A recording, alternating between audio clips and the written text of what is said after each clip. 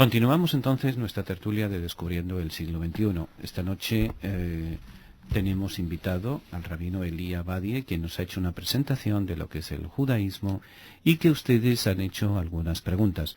Recuerden, el teléfono sigue abierto, 212-219-9695, al igual que en el internet tertuliasiglo21@aol.com. Tenemos otra pregunta que está en el internet y nos dice: estimado rabino Elí, padre Tomás, qué privilegio escuchar directamente de usted acerca de la religión judía, pues aunque el padre Tomás nos ha hablado mucho de esta religión, es bueno escucharlo de uno que es judío.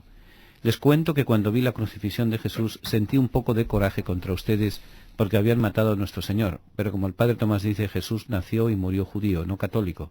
Mi pregunta es: primera, Yahvé es también llamado por nosotros. ¿Ustedes llaman Yahvé también?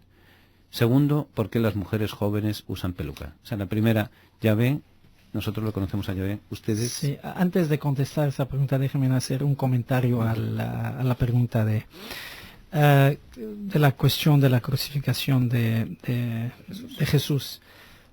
Históricamente ya lo ha dicho también el Papa Juan el 23, el Pablo VI y también Juan Pablo II, que la verdad los judíos no fueron responsables de la muerte de Jesús. Y más importante que el magisterio de Juan Pablo, de Pablo VI y de Juan XXIII, el Concilio Vaticano II. Claro. O sea, que dentro de la Iglesia es, podríamos decir, la autoridad suprema es la Iglesia reunida en concilio. Claro. Entonces, precisamente este año, que se conmemoran los 40 años de la Nostra Aetate, se dijo bien claro que el pueblo judío no tenía nada que ver con eso. ¿Entiende? Sí, sí, claramente. Así que históricamente fueron los romanos que hicieron eso.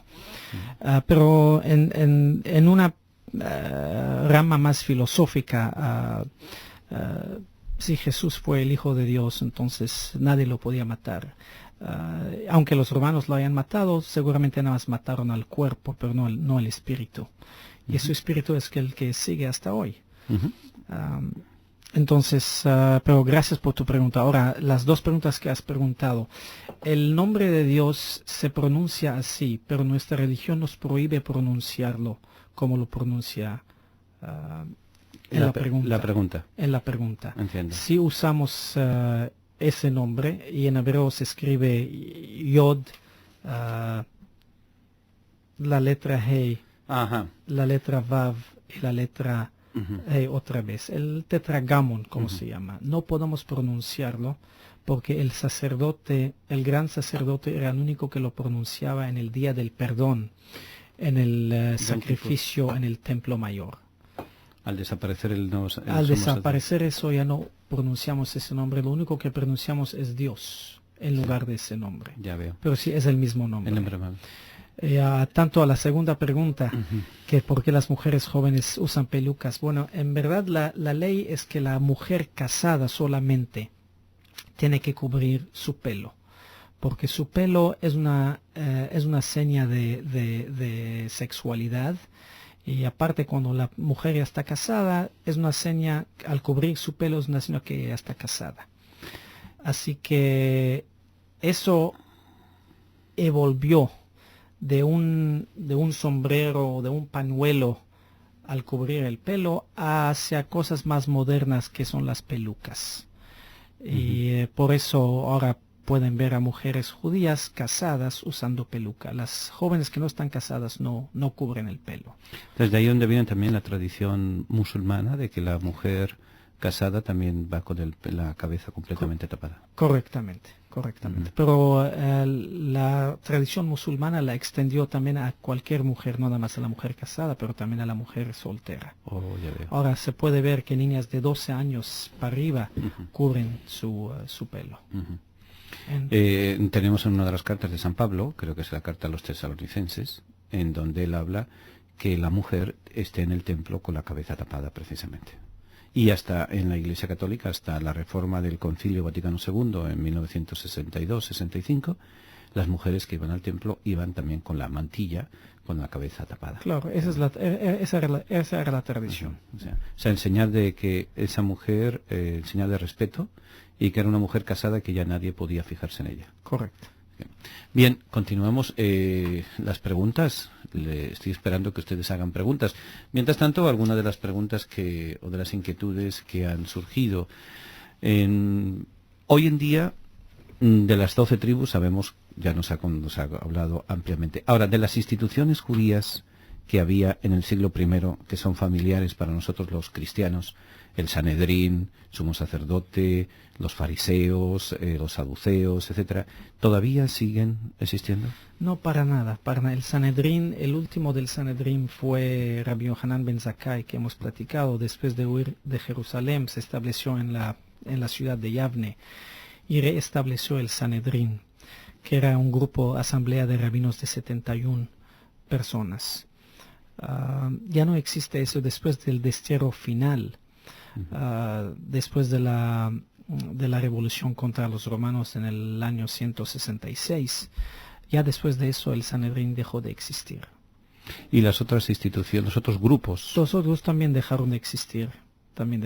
Los fariseos son los antecesores de los rabinos, o los antecesores del judaísmo que se conoce hoy en día. Y hoy en día, ¿cuál es, igual que en la Iglesia Católica tenemos eso, el Papa, los obispos, los sacerdotes, cómo es la estructura jerárquica dentro del judaísmo? Es más independiente. No hay un lugar central más que Jerusalén, que tiene ahí el chief rabbi, el rabino jefe de Israel, que no por ley, pero por respeto, se considera como el supremo poder de la religión judía. Pero en cada país hay un rabino, o en cada ciudad hay un rabino supremo. ¿Y cuál es el proceso, por ejemplo, igual que en la Iglesia Católica, para un sacerdote, llegar a sacerdote tiene que seguir unas etapas? ¿Cuáles son las etapas para el rabinato? Las etapas, primero que nada, uno tiene que estudiar en lo que se llama yeshiva. Es un seminario teológico. Y al acabar los años de estudio, hay seminarios que duran 3 años, 4, 5, 6 a 7 años y más, que uno se prepara en todas las leyes del judaísmo. Y al finalizar lo ordenan, se dice, la ordenación, el diploma de rabino, entonces ya puede ser rabino. ¿Y quién asigna a una sinagoga determinada o a otra? Todas las sinagogas son independientes. O sea, cada congregación escoge a su rabino. Contrata a sus rabinos. Contrata a sus rabinos, exactamente. Y luego, de las leyes de alimentación, ¿todavía siguen vigentes? Claro, como sí, aparecen en el libro del Levítico. Claro que sí, todos siguen vigentes. Es más, ahora la industria kosher, como se llama, es muy viva y se encuentra en todos lados de los Estados Unidos, comida que es kosher. ¿Qué es eso de comida kosher? Bueno, generalmente tiene que ser de animales permitidos, que ya sabe, como la vaca, el toro, las ovejas. Son animales que la Biblia da señas, que tienen que tener pezuña hendida. Exactamente, lo que se llama split hooves, y también que son ruminantes. Rumiantes. Rumiantes, exactamente. Esa es más aparte de eso, tienen que ser degollados de una forma tal, de una forma humana, para poder sacar toda la sangre que tienen.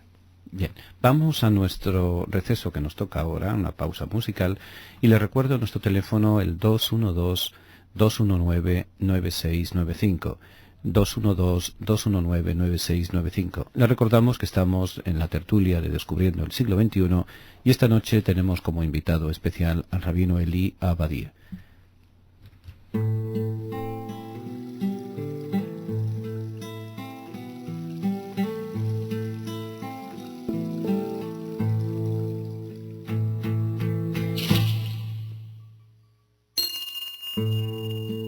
Dios es mi Padre,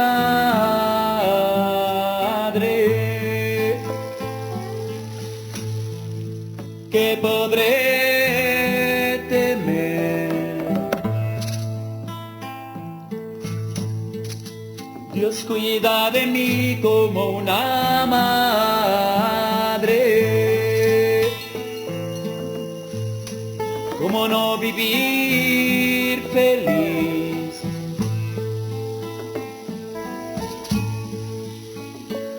Señor, mi corazón no es engreído,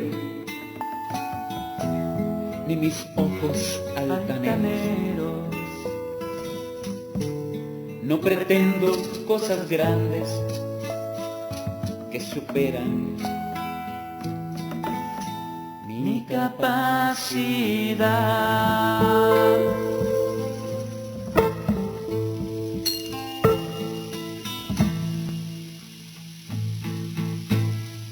Aplaco y modero mis deseos, y como un niño descanso tranquilo en tus brazos de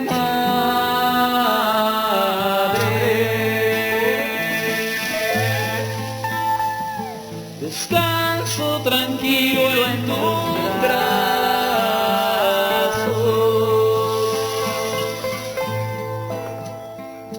de madre.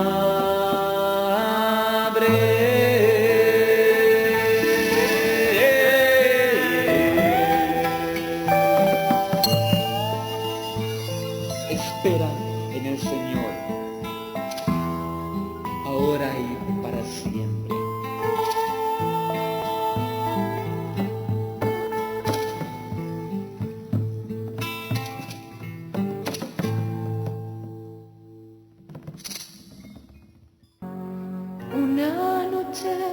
Te habla el Padre Tomás para invitarte a recorrer los caminos de Tierra Santa. Esos mismos caminos por los cuales Jesús y sus discípulos, María y su familia, recorrieron y que guardan el recuerdo vivo de nuestra fe y de nuestra historia. Caminando por la Tierra Santa comprendemos de una forma especial el Evangelio. Para una mayor información sobre nuestra peregrinación a Tierra Santa, llama a nuestra oficina al 212-244-4778 o visítanos en el internet www.descubriendoelsiglo21.com, donde encontrará toda la información necesaria para su viaje.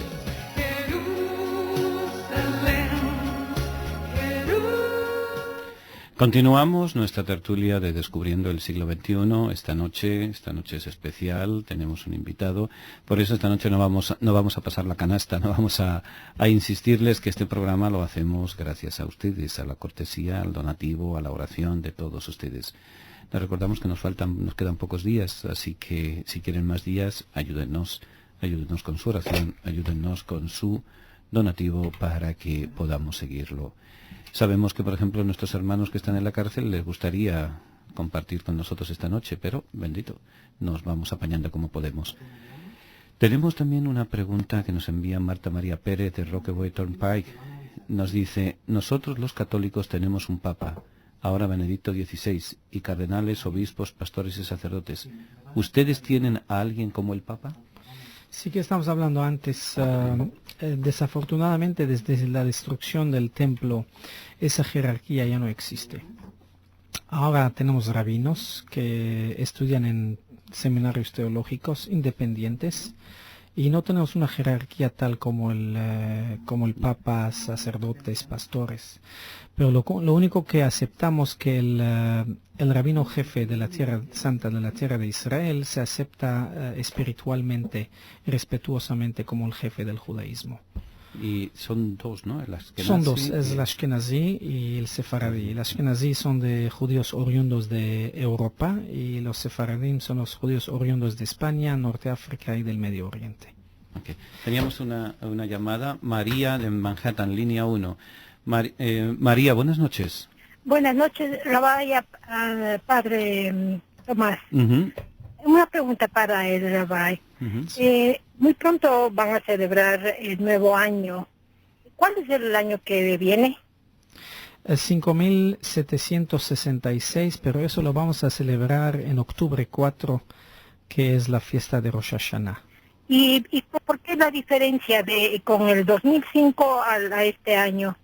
Bueno, porque los judíos contamos los años desde lo que creemos que es la creación del mundo, y los cristianos o la era común cuentan desde el nacimiento de Jesús. ¿No saben en este año cuándo es el fin del mundo?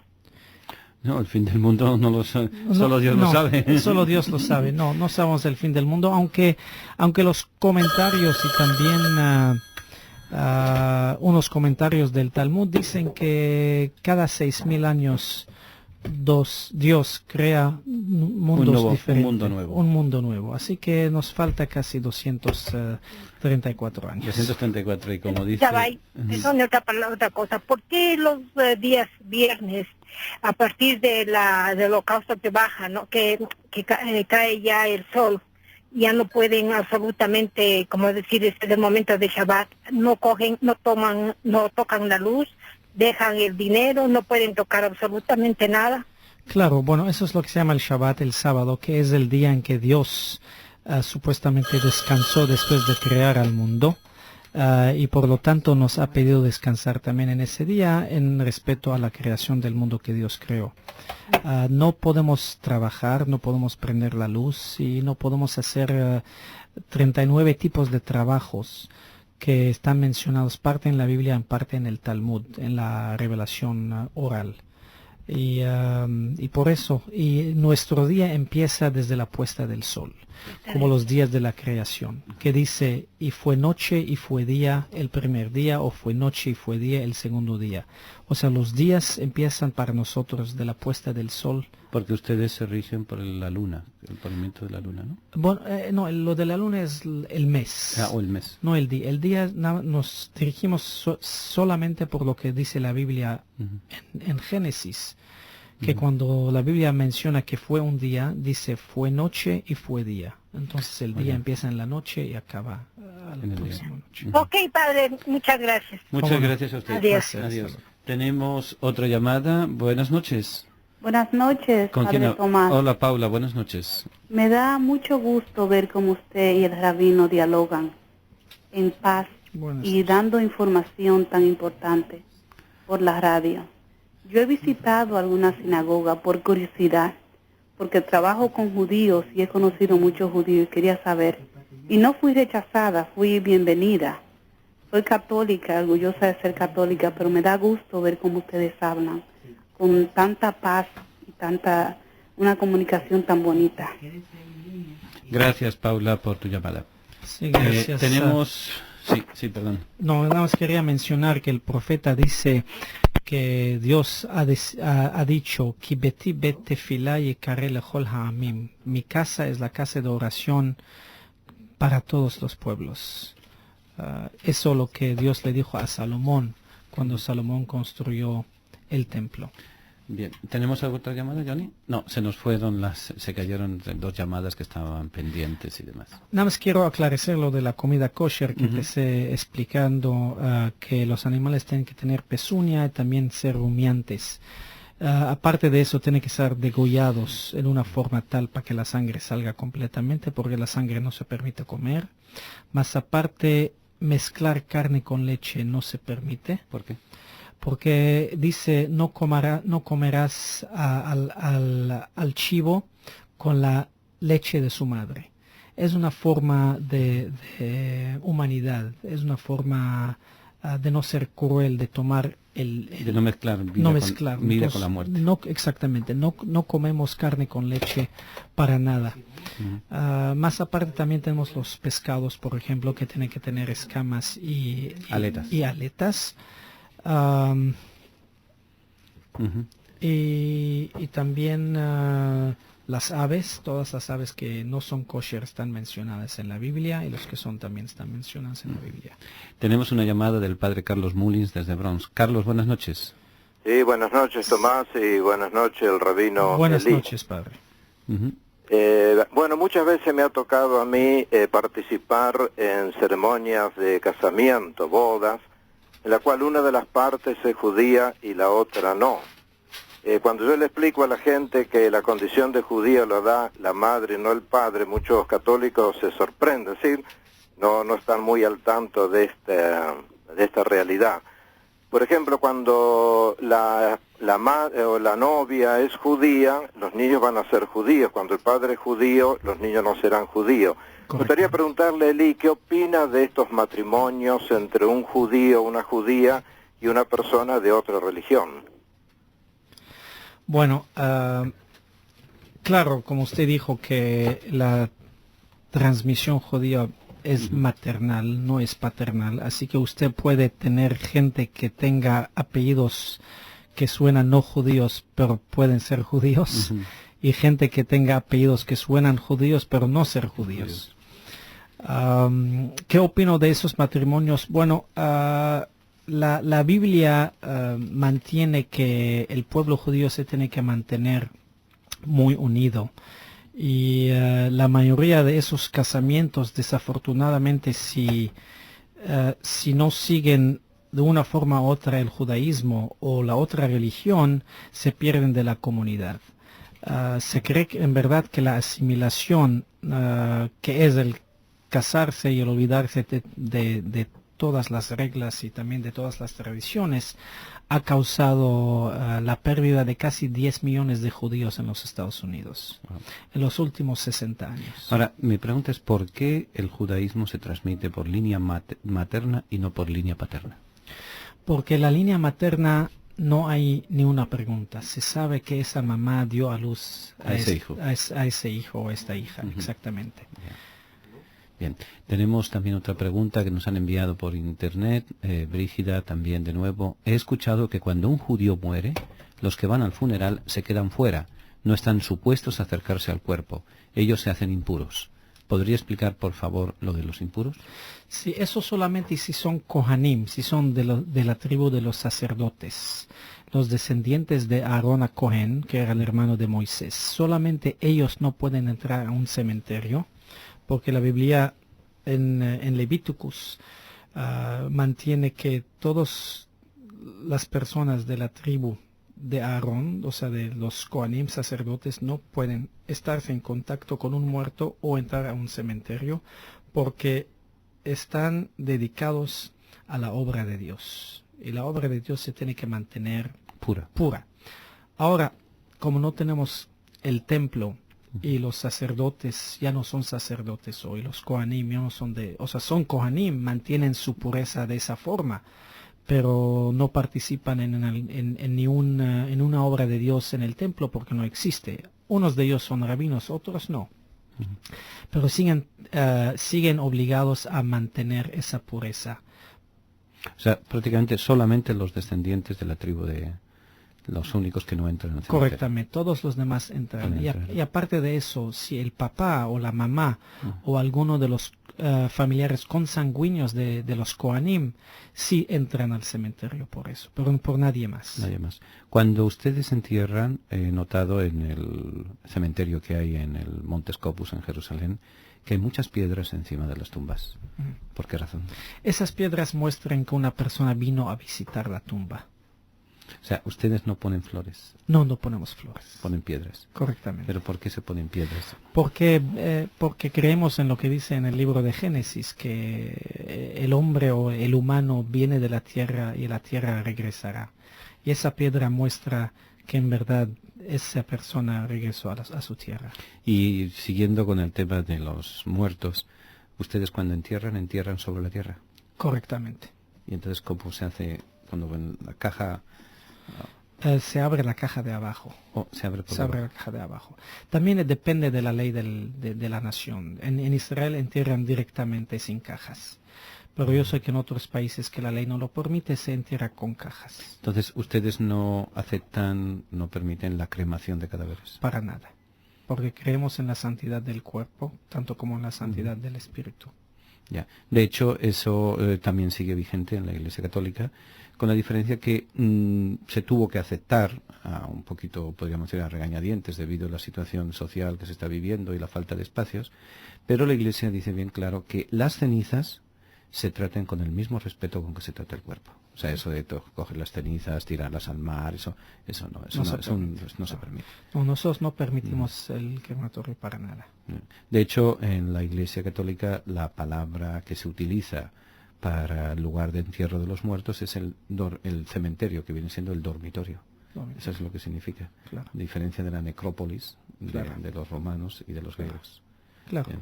Sí, dice que los santos, o sea, la gente pura, duermen, no mueren. El Talmud dice que el rey David no murió, él fue a dormir. ¿Qué es, ya que la citado, expliquen a nuestros oyentes, ¿qué es el Talmud? El Talmud es la edición de la revelación oral. Esa revelación que se transmitió de Dios a Moisés, de Moisés a Josué, de Josué a los profetas, de los profetas a los rabinos de la asamblea, últimamente se codificó en lo que se llama la Mishnah por el rabino Judá, el príncipe, en el siglo II de la era común. Y luego esa Mishnah fue interpretada y comentada por los rabinos de las generaciones que siguieron al rabino Judá, el príncipe. Y por el siglo quinto siglo de la era común se editó, se completó el Talmud. O sea que podríamos decir que los libros sagrados para el judaísmo son tres: la Torá, el Talmud y la Mishnah. Bueno, sería la Torá, pero también podemos incluir toda la Biblia, lo que se llama lo que nosotros conocemos como el Antiguo Testamento. Correctamente, que son 24 libros. La Mishnah, que es la codificación de la ley oral, y la Gemara, que es la interpretación y explicación de esa ley oral. Ahora la Mishnah y la Gemara juntos se llaman el Talmud. O sea, el Talmud viene siendo la Mishnah y la Gemara. Claro. Ya veo. ¿Y hay posibilidad de conseguirlo? La Mishnah sí, pero... Claro, ahora se acaba de completar la traducción e interpretación en inglés del todo el Talmud. ¿Cuántos volúmenes? 63 volúmenes. Ya pronto saldrá, me imagino, en CD-ROM. Seguramente sí. Los grupos que vemos aquí en el área de Nueva York, muchas veces con los tirabuzones, sobre todo los niños, con eso, ¿por qué esa indumentaria y ese no corte de pelo del judío? Bueno, ellos pertenecen a grupos que se llaman Hasidim, o los piadores. Los Hasidim son descendientes espirituales del rabino que se llama Baal Shem Tov, que vivía en 1700 y algo, en Europa, y él era estudiante o descendiente espiritual, si podemos decir, del rabino Ari, que vivía en Safed, en 1521, que interpretó al Zohar, el libro de misticismo, que escribió el rabino Shimon Bar Yochai en el segundo siglo también de la era común.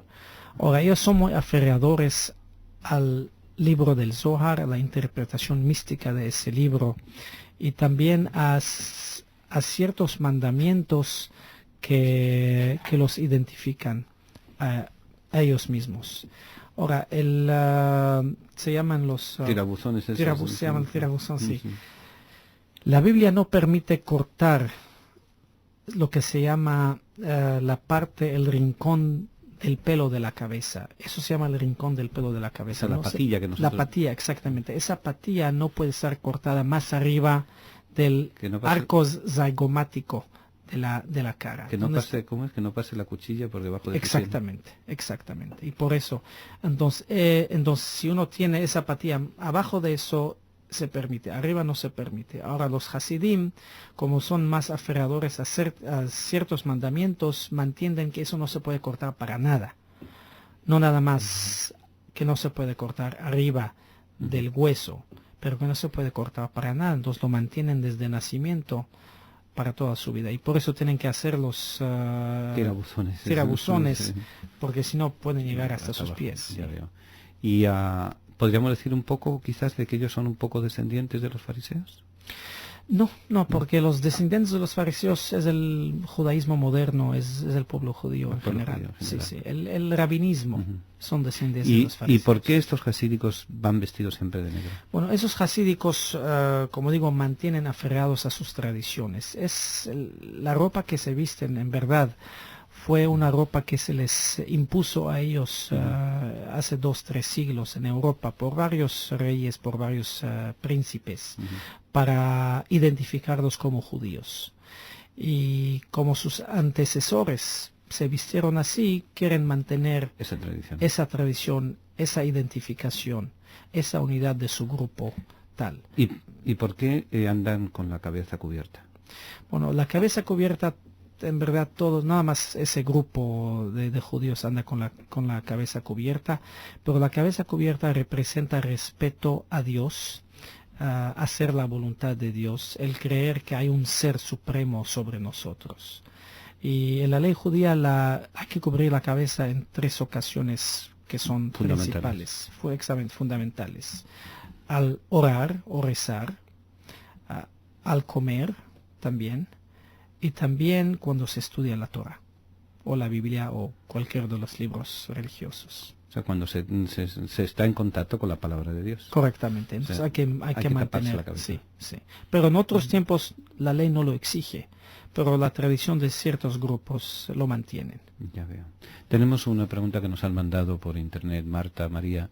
Una curiosidad muy grande. ¿Por qué cuando ustedes rezan lo hacen moviendo el cuerpo? Perdón la pregunta y la curiosidad.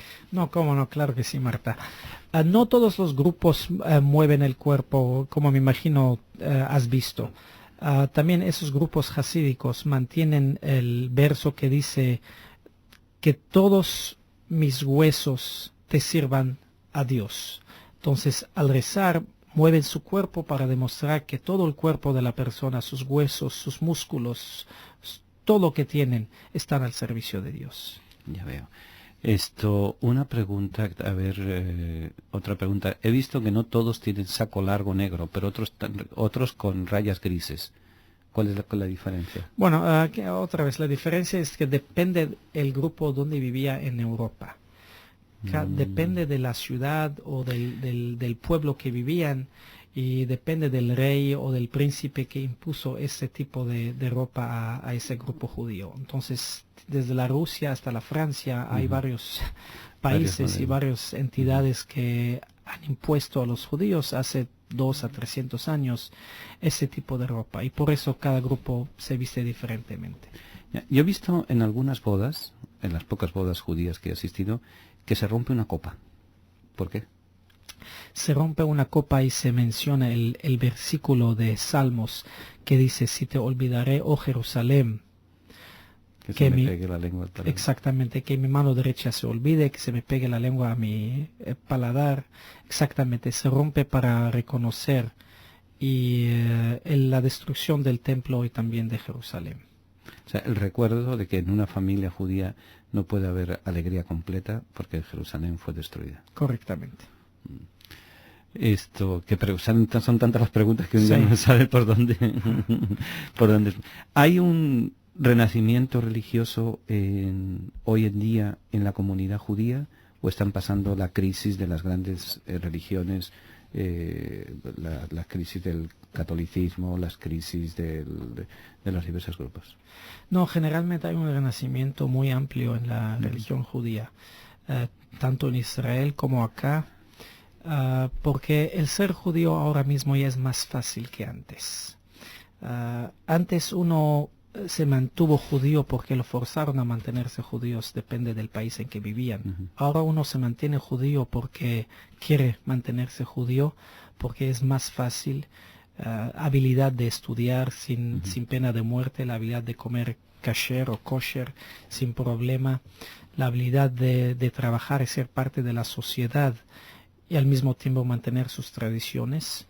Eso ha traído un renacimiento de la religión judía entre los judíos. Pero no hay proselitismo en la... No, el judaísmo no cree en proselitismo. No. ¿Y cuál es el proceso para una persona común y corriente quiere entrar a formar parte del judaísmo? ¿Cuál es el proceso? Bueno, primero que nada tendría que aparecerse junto al tribunal rabínico, que casi en cada país o en cada ciudad lo hay. Mantener que esa persona quiere estudiar el judaísmo y por su amor al judaísmo, la ley de Moisés, quiere aprender más del judaísmo y posiblemente convertirse al judaísmo. ¿Y hay alguna ceremonia de introducción, de entrada en el judaísmo? Correcto. Sí, claro que sí. ¿Consiste en qué? Bueno, la ceremonia consiste, si es hombre, necesita hacerse la circuncisión, y también aceptar en frente del tribunal rabínico lo que se llama las leyes de Dios y los mandamientos de la Torah, de la Biblia, y también inmersarse en lo que se llama la mikvé, la tevilá, que es un pozo de agua que está construido especialmente para ocasiones así y también para cosas de puridad familiar. Ya veo. Para el hombre hay la ceremonia de la circuncisión, para la mujer no hay algo... No, para la mujer no, o sea, para convertirse. Sí, para entrar. No hay nada especial de la circuncisión, nada más la aceptación. La aceptación, sí. El hombre judío cuando llega a la adolescencia tiene una fiesta, el bar mitzvah. Bar mitzvah. ¿Hay algo similar para las mujeres? Claro, la mujer a la edad de 12 años, porque se sabe que la mujer madura más rápido que el hombre, entonces a la edad de 12 años se le hace bat mitzvah. ¿Qué quiere decir? Mujer de mandamiento, o sea que es época para ella para aceptar los mandamientos y cumplirlos. El hombre, el varón a la edad de 13 años. Tiene la mujer a los 12 y el hombre a los 13. Y ahí prácticamente terminan ya las ceremonias oficiales. Bueno, en verdad ahí empieza la responsabilidad de esos jóvenes a mantenerse judíos, a cumplir con los mandamientos, porque según nuestra tradición, que cualquier pecado que un niño o una niña hace hasta la edad de su madurez, cae sobre el papá. Los padres son responsables por cualquier acto de desafío o por cualquier acto de pecado. Es el responsable el padre o la madre. El padre y la madre son responsables. Después del bar mitzvah. Después del bar mitzvah ya son responsables. Exactamente. Okay. Tenemos a Mercedes del Bronx en el aire. Mercedes, buenas noches. Buenas noches, padre. Cuéntanos. Sí, quiero hacer una pequeña pregunta. Sí. ¿Ustedes, los judíos, creen en que Jesucristo resucitó al tercer día? No creemos en eso. No creemos. ¿Y por qué? Por lo mismo que todo el tema de que si Jesús fue el Mesías o no fue. Esa fue la ruptura entre el cristianismo y el judaísmo. Bueno. Ok.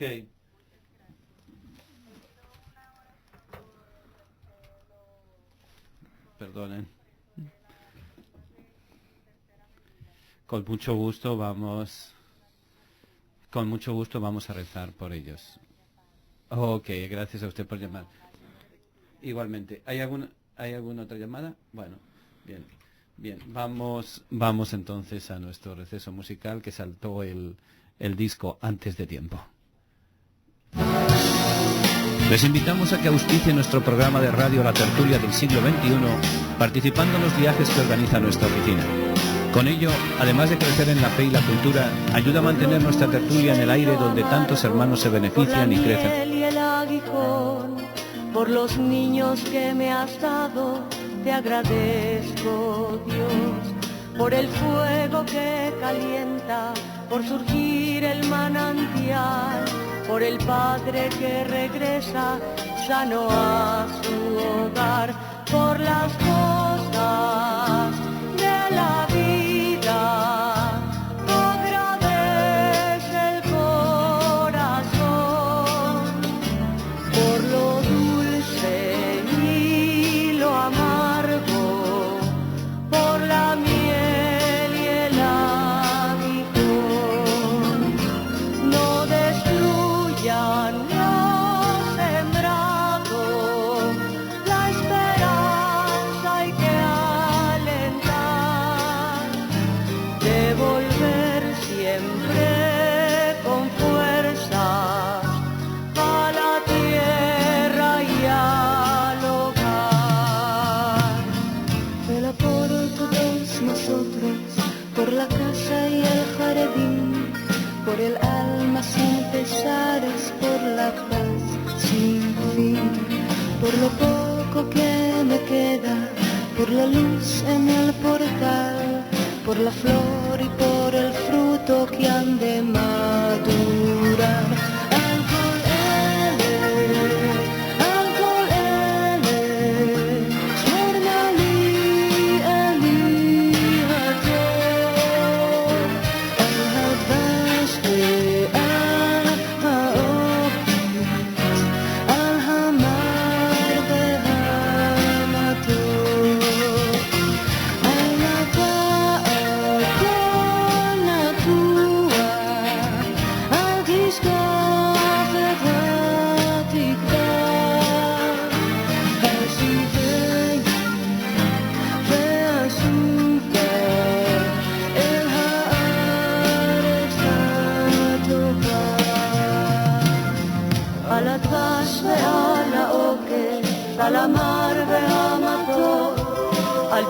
נו התינוקת שמורי לי יעצור, על האש המבוערת, על המים הזכים, על האיש השב הביתה מן המרחקים, על כל אלה, על כל אלה, שמור נא לי אלי הטוב, על הדבש ועל האופק, על המר והמתוק, no destruyan los sembrados, la esperanza hay que alentar, devolver siempre con fuerza a la tierra y al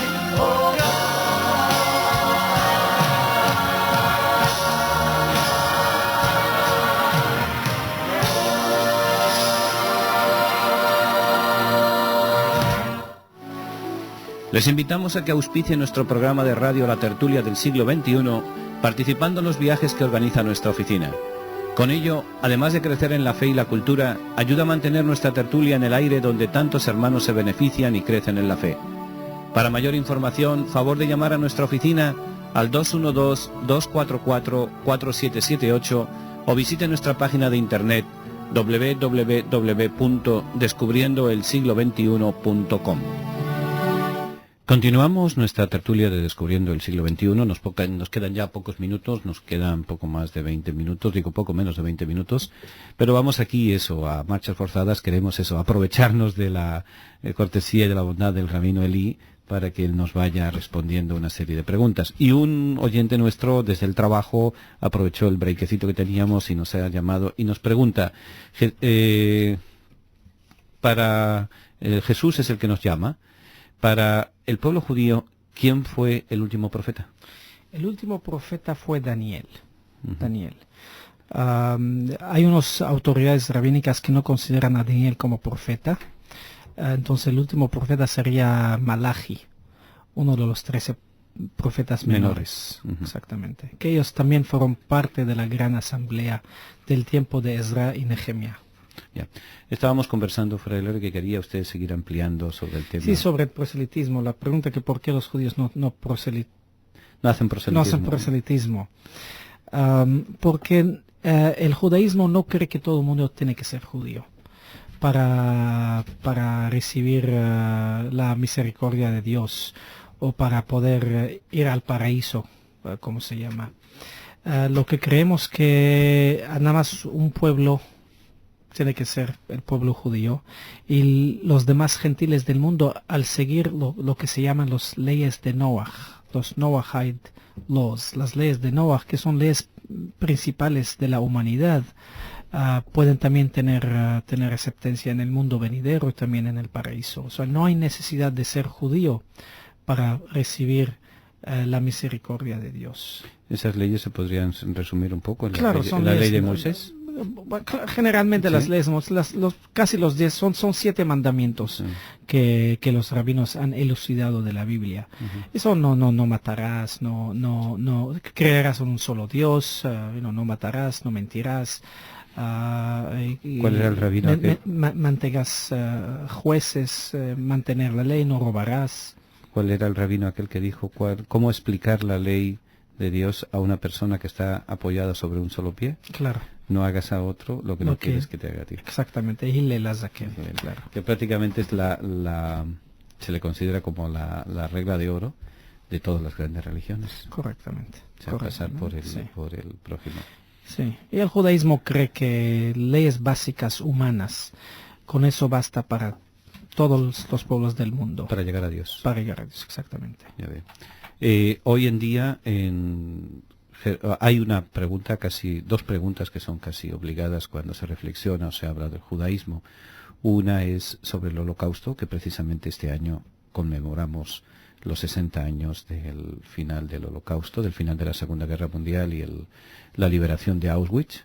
Y la otra, ¿cuál es el futuro que se ve, el futuro de paz en Jerusalén, en Israel, en el caso concreto en estos momentos. En torno al Holocausto, pienso que nadie mejor que usted que nos hable de esa experiencia tan traumática que significó para el pueblo de Israel.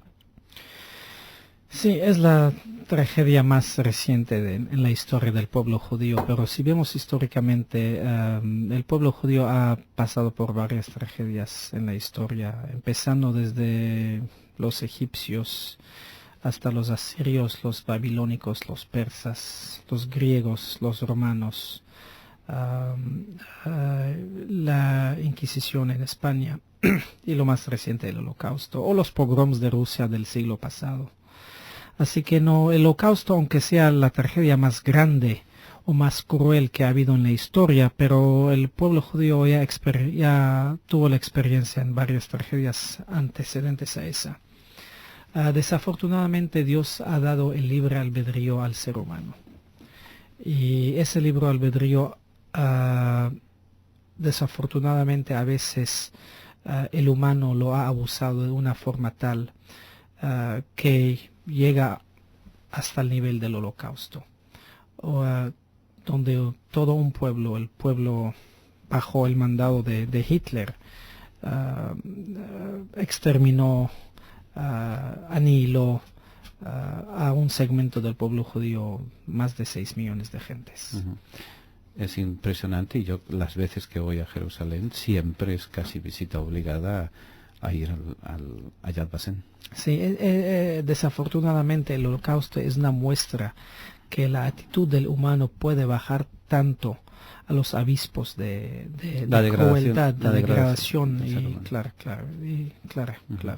la degradación del espíritu humano de una forma tal que uno no trata a animales ni a vegetales ni a seres innatos así, pero desafortunadamente eso pasa, y el ser humano puede ser tan bueno como un santo o tener tanto mal como un Hitler. Que digamos. Así es.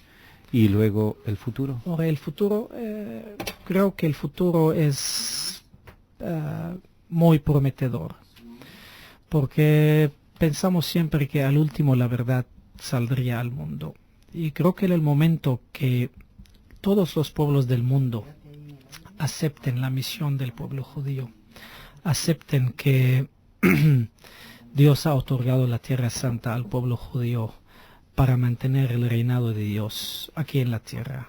Cuando eso ya sea aceptado, creo que la paz vendrá no nada más al Medio Oriente, a Israel, pero a todo el mundo entero. Al mundo entero. Para nosotros, un poco siguiendo pues el pensamiento, creo que es de Isaías, cuando llegue la paz al mundo entero es cuando va la llegada del Mesías. Correctamente. Esa es la llegada de... tenemos una llamada de Ramón desde Brooklyn. Ramón, buenas noches. Muy buenas noches, Tomás, ¿cómo está? Bien. La pregunta que le tengo al rabino es, ¿sí? ¿Qué piensan del Nuevo Testamento y de nosotros que son los profetas? Profeta Marcos, Mateo, San Juan. En realidad no son profetas, son los evangelistas. Los evangelistas, perdón. Uh-huh. Sí, buenas noches. Bueno, nosotros nada más los tomamos como gente histórica que han escrito sobre la revelación de Jesús. Ahora, si tengo entendido que la mayoría de lo que se escribió en el Nuevo Testamento fueron casi 2 siglos después de la existencia de Jesús en la tierra. No tanto como 2 siglos, pero al menos 60, 70 años después. O sea, no fueron inmediatamente. Claro. Entonces, los consideramos como gente histórica que han escrito libros de historia de esa época. Muchas gracias. ¿Cómo no? Gracias a ti, Ramón, por tu intervención en nuestro programa. ¿Hay alguna llamada más? Bueno, rabino, casi estamos llegando, pero no nos ha dicho de dónde viene usted. Bueno, yo fui, la verdad, nacido en Beirut, en el Líbano. Y a la edad de 10 años emigramos a México, donde mi familia mantiene muchas familias hermanas allá. Mi ascendencia es de España, soy sefaradí, y mi apellido es de la parte de Provenza, entre España y Francia.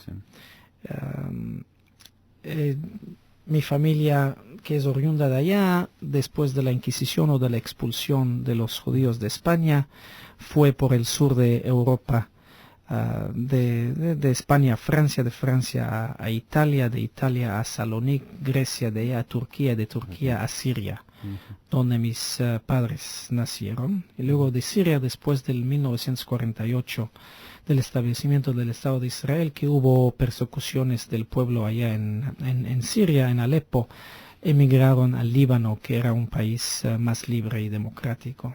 Y de ahí emigramos a México. Como le dije, crecí allá en México y después de acabar la preparatoria o el high school, como se dice acá, vine a estudiar acá en Nueva York, la Yeshiva University. Y ahí cayó la trampa que caemos todos. Exactamente, y me quedé.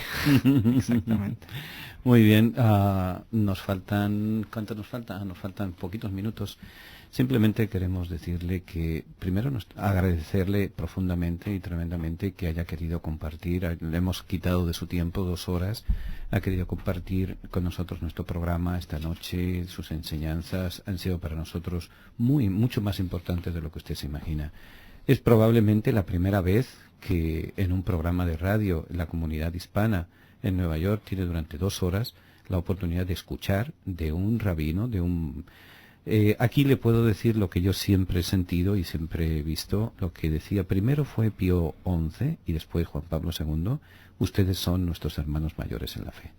Y por tanto, y luego en el caso concreto mío, yo como español, en fin y al cabo, son antecedentes, antepasados míos.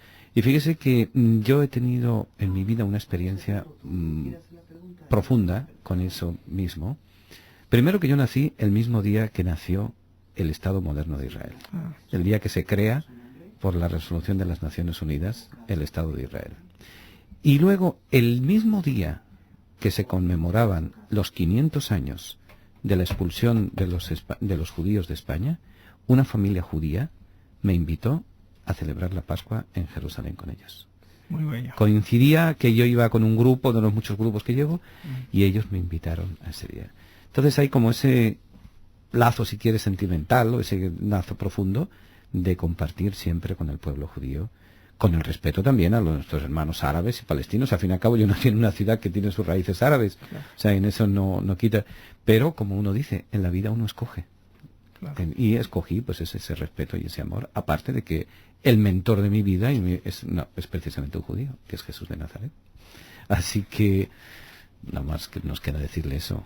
1.000.000 de gracias. Sí, no, le agradezco mucho. Le quiero invitar a que nos visite nuestra sinagoga. Y la definición del Papa, que somos hermanos mayores de la fe, la tomamos con mucha responsabilidad, mucha fraternidad y, claro, un lazo muy espiritual y fraterno. Así que fue un placer para mí venir y participar en su programa, y estoy siempre dispuesto a participar y de esa forma poder que los lazos entre nuestras dos comunidades que rompamos esa ignorancia que hay mutuamente. Correctamente, y que mantengamos esos lazos más unidos, que al final, al cabo, la historia del mundo es la unión de la humanidad, de todos, sirviendo a Dios, al Dios único, el Dios soberano. El Dios de Abraham, el Dios de Isaac, el Dios de Jacob, es el mismo Dios en el cual nosotros creemos y adoramos. Correctamente. Bien, ¿cuánto nos falta, Johnny? Nos faltan 3 minutos. Bueno, pues en estos 3 minutos ya no nos queda más que decir eso, pedirle si nos quiere dar una oración o una bendición a nuestra comunidad. Claro que sí. Las bendiciones que damos a nuestras comunidades también las tenemos. Que el Dios de Abraham, de Isaac y de Jacob bendiga a toda la comunidad, hombres y mujeres, mayores y menores, gente que han estado envueltos en el servicio de la comunidad. Que Dios los bendiga, a sus dependientes, a los que erigen templos para las plegarias y a los concurrentes que vienen a rezar, a los que proveen los medios para el alumbrado, merienda, a los transeúntes y limosnas a los pobres. Todos los que se ocupan concienzudamente de obra social, el Santo los remunerará, apartará de ellos las enfermedades, los curará, perdonará todos sus pecados y enviará bendición y prosperidad para todas sus empresas. Junto con todo Israel, con toda la unidad, sus hermanos, y aclarecemos que así sea. Amén. Amén. Y para todos ustedes, que tengan una noche muy feliz, y como siempre decimos todas las noches, aquel que está a su lado, denle un abrazo y díganle que lo quieren. Hasta mañana, si Dios quiere. Que Dios nos bendiga a todos.